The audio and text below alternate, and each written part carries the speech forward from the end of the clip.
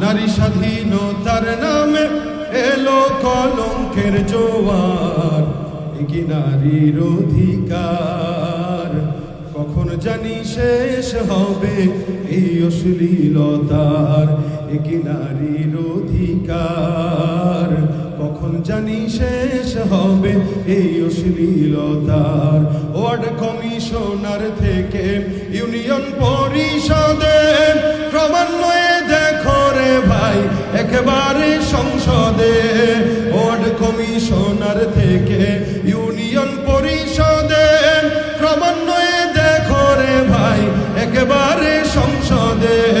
নারী থাকবে সুখের ঘরে এত কষ্টের কি দরকার, নারী থাকবে সুখের নিড়ে এত কষ্টের কি দরকার, কি নারীর অধিকার কখন জানি শেষ হবে এই অশ্লীলতার, কি নারীর অধিকার কখন জানি শেষ হবে এই অশ্লীলতা।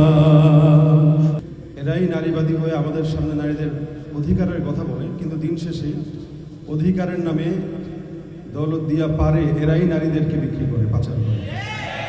অথচ ইসলাম স্পষ্ট যেই স্বাধীনতাগুলো দিয়েছে, স্বাধীনতাগুলোর কথা যদি তারা বলতো তাহলে বাংলাদেশের প্রত্যেকটা নারী শান্তিতে থাকতো, স্বাধীনতা নিয়ে থাকতো, এবং এই বাংলাদেশে কোনো ধর্ষণের শিকার অন্তত কোনো নারী হতো না।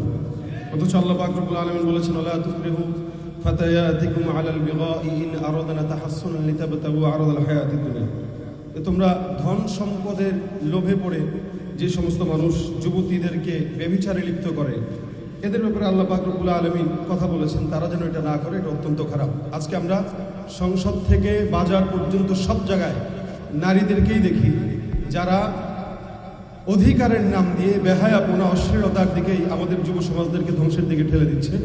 আমরা চাই আজকের এই সেমিনারের মাধ্যমে বাংলাদেশ থেকে এই নারী কমিশন যেই আইন পাশ করতে চাচ্ছিল এটা যেন বাতিল হয়, এবং বাংলাদেশে ইসলামের আইন অনুযায়ী নারী স্বাধীনতা আসুক, প্রত্যেকটা ঘরে ঘরে শান্তি আসবে বলে আমরা বিশ্বাস করি।